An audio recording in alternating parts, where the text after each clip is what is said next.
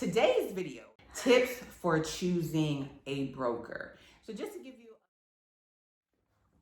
hi, it's Natasha with soldbynat.com here, and I'm an associate broker with Virtual Properties Realty. And today I have a very special guest, Miss Rhonda Williams. Hello, everyone. Let me tell you, Rhonda is so near and dear to my heart. Rhonda and I started in real estate. I say we started in real estate together. So as new agents, after we got licensed, we went to a training class because that is what you need to be doing so that you know how to do the business of real estate. And we met there. That was in 2011. Yep. So we have been in this thing for a while. So today, 9 years, we have been in the real estate game. And we're still here, which says a lot. And why it was really important for me to have Rhonda on today. We're gonna be bringing you a mini series, 3 videos, so watch out for those. Please go ahead and subscribe now so you don't miss them. I will have all of Rhonda's information down below, but why I feel like we are qualified to bring you this information is because Rhonda and I started together and we both took different paths. And I want new agents to know there is not a one shoe fits all for everybody, okay? So I want you at all. So real estate, especially, I remember getting started, Rhonda. I don't know if it was different for you. I felt like I was just trying to figure things out on my own. Like I didn't know, YouTube was not big then. You couldn't go on YouTube and YouTube stuff like how you can now. So it was just like trying to figure this thing out on your own. So now we have YouTube and we're gonna bring you in behind the scenes in real estate. So that is the introduction to my friend Rhonda. She is so near and dear. I could not imagine doing real estate without her. While we're at different companies, like we talk, like we run. I know. This is my sister in real estate. Yes, like we run things by each other. What you think about this deal? Like how should we handle this? Like we encourage each other. Like that is very important in real estate. So that's my introduction for Rhonda. So Rhonda, tell the people, tell the good people a little bit about you. Well, I mean, I think you kind of said something. We both started in 2011 when the market was horrible. Yes. So we learned a lot our first couple of years in real estate. But the good thing is each year got better and better and better. When you start on the bottom, which we did, because we started when the market crashed. So we experienced all of that. But, and like Natasha said, we've been at different brokerages, and that's why we can kind of share with you some of the things that we've done. And we've done a little bit of everything, being in the business for 9 years, and we are definitely going to share some of this stuff with you, especially the do's and don'ts and the things that we learned, and because we want to keep you guys from making mistakes.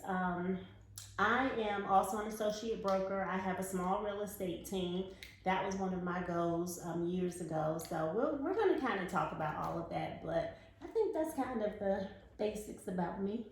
Wonderful, wonderful. She is so awesome, guys. She is so awesome. So today's video, tips for choosing a broker. So just to give you a little backstory on where we are now. So Rhonda got her associate broker license first. And I was kind of like, I'm not getting that because I don't want I kept telling her to get it. I was like, I don't want a team. Like, I don't want a brokerage. But thankfully, Rhonda just depositing her nuggets. Eventually, I came around to seeing why it was a benefit to get my license. I also want to let you know that Rhonda has also done new construction sales during her career. So yes, like there's so much that you can do in real estate, which is one of the reasons why I just love the industry of real estate. And one of the things that we totally agree on, especially new agents, you have to remember that although you're interviewing and talking to different brokers, you're really interviewing them because you have to already have in your mind, what do you want your business to look like? Because remember, guys, this is a business. Yes, you're, self-employed, you're an independent contractor, but you are running a business and you have to already have a vision of what you want that to look like.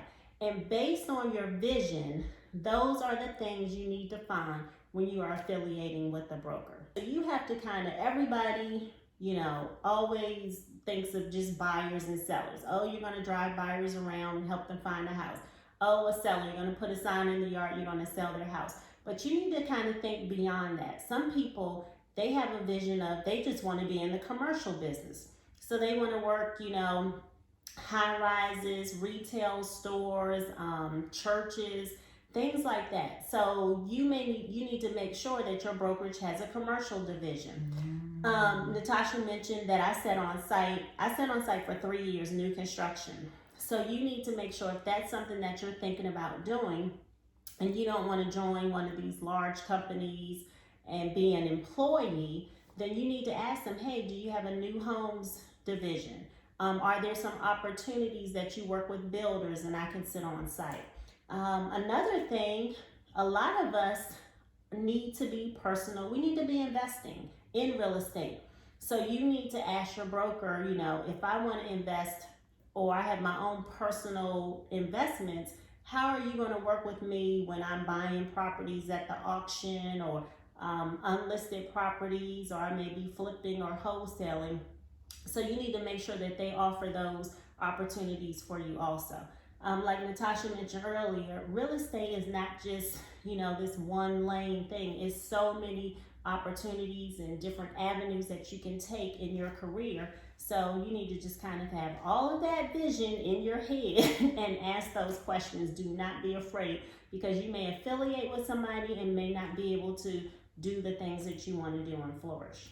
Right, especially when it comes to investing, because there are a lot of brokers that don't encourage agents investing or having an investment You won't even hear those words mentioned in the office at all. So yeah, if that's something, if you're getting in the business, because I have an agent, know of an agent that she really wants to get into investing, you would think in real estate, like that's something that they should be number one, right? Yeah, like they would be teaching us how to invest for ourselves, but no, that's not. Nope. In many brokerages, that's not something that they do. So that's something that you're going to have to really pursue on your own, or connect with a brokerage that really supports that. Would you say that it's more likely going to be a smaller brokerage, more so than the bigger brokerages? Definitely, yeah, because I've known people who have left larger brokerages than, and gone to a smaller brokerage. And, people, when they sell their own personal property, then you have some brokerages who want to take a huge chunk out of that. So, like I said, these are things you need to find out, because they did not help you buy those homes, but they want a big split when you're selling them. So you need to really find a brokerage that's going to be investor friendly, if that's what you choose to do. Right. So I create a list of those things that are important to you, aside from, your big vision, what you want for yourself, but what is important for you in the brokerage. So training, what's the split going to be? If office space or office locations is something that's going to be important to you, broker support. Like there is a list of things that you need to go in asking questions. Like that when you go in and meet with these brokers, if you're coming from the corporate world, you're in the mindset of going into an interview thinking, they're interviewing me. In real estate, it's the opposite. You're really interviewing them. So you need to be interviewing them to see if you're a good fit, because very few brokerage companies are going to turn you away. Right. And they're not going to volunteer this information if you do not ask. And Natasha said something else that was really important.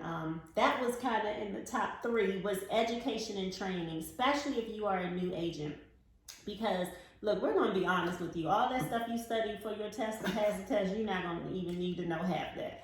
So, no, I'm not going to say at all. I mean, most of it. You do not need to know how to go out and plot a land and measure it. That's what a survey is for. You are not going to need to know how to calculate points on a loan and interest rates, all that. That's what the lender is for. So, right. Half the stuff you studied, toss it out the window. That's why you have people that can help you with those things. But like I said, something that you said, education and training, like the real education and training. Once you get out into the field, how to write a contract properly. Because remember, we're talking about legal documents. how to talk to clients, like all of these things. This is like the real life experience now. And you need somebody that can train you. And then another thing Natasha said that I want to piggyback on is broker support. You have some of these, I mean, there are some companies, I'm not going to say any names, they don't even have brokers in the state of Georgia. So you have to call somebody who lives in another state who may not even be familiar with all the laws here in Georgia. So you want to have an on-site broker that's available to you. I mean, I don't want to say 24/7, but pretty much most of the day, the working day. And somebody who can answer your questions. So that is like extremely important. And then Natasha also mentioned the split. And I tell new agents all the time, because you're going to typically have two different types of brokerages, and you have to figure out what's going to work best for you. You're going to have the one where you're not bringing home that much money, but then maybe they give you everything you need to start your business. So they're giving you business cards, a website, a CRM, name badges, signs, lock boxes, unlimited color copies. But then they're taking a huge chunk of your commission. Then you have the other type where you're bringing home a lot more, but then you may be responsible for some of these fees yourself. So you have to just kind of weigh, which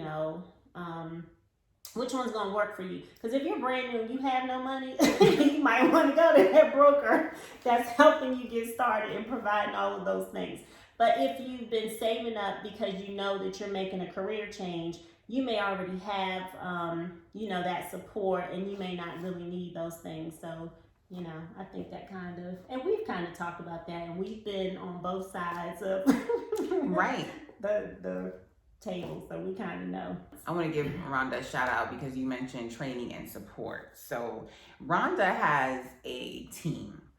And that's something that you're going to hear about in real estate. You have individual agents, you have small teams, you have large teams. So Rhonda started her team. How long have you been? It's been almost a year now. So it's been almost a year. Okay. Rhonda has a team, and I just look at Rhonda. She comes from a teaching background. So this makes sense about how she is with her team. Like, she is truly somebody that should have a team, should be a team leader. Yes, she has meetings planned. She charts out things. She has going through contracts with her agents. Like, when you decide that you want to join a team, why are you joining the team? What benefit are you getting from the person that you're joining, going to be on their team? So really look out for things like that when you decide that you're going to join a team. I'm not an expert on teams. And every team is different. It's just like every brokerage is different. So the same questions that you may have for a broker, you may have a different variation of those questions for joining a team. Because like Natasha said, there are some small teams, there are really large teams that operate almost like a brokerage. So you have to kind of figure out, like she said, what is your purpose of being on a team? I am really good.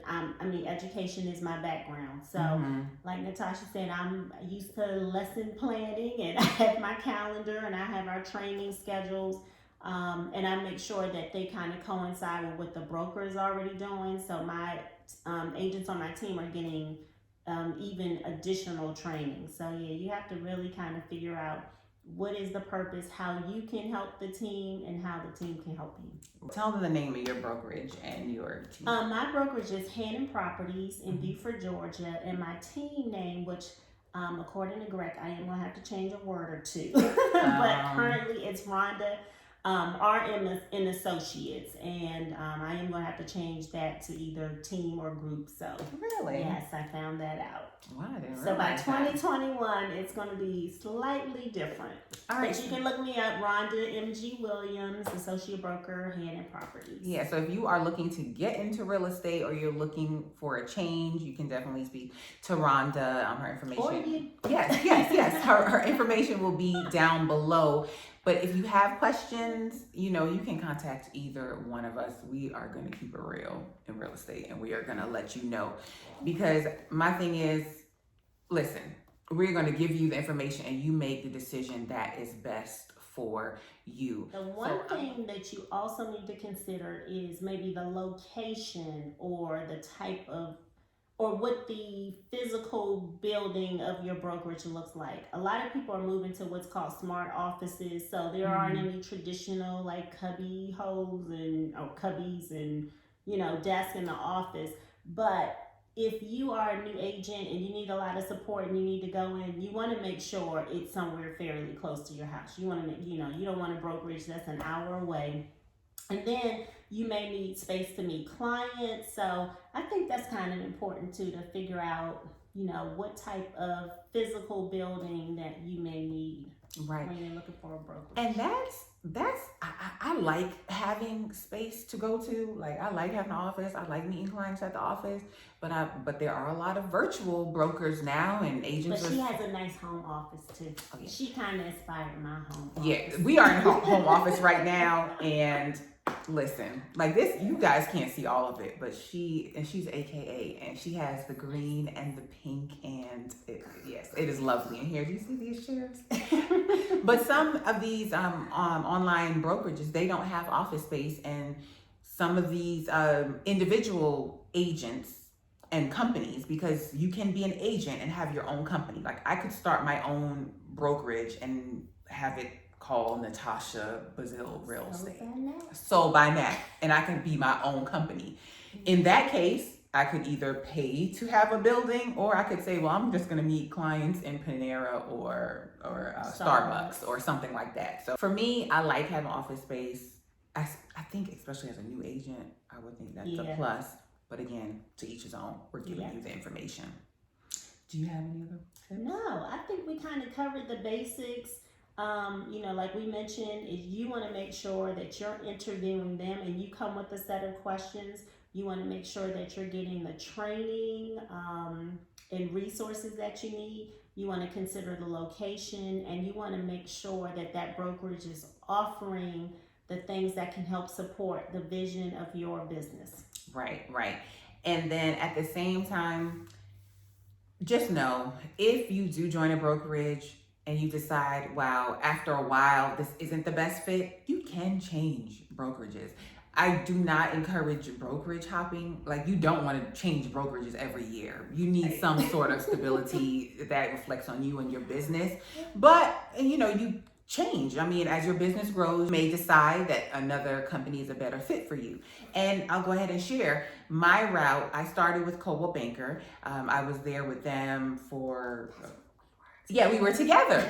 And I started part-time. Then when I went full-time, the office that I was with closed, and it was either I drive further or I find an office near me. And as a new mom, decided to go full-time in real estate. I wanted to be close. So I interviewed with other companies. I decided to go with Keller Williams.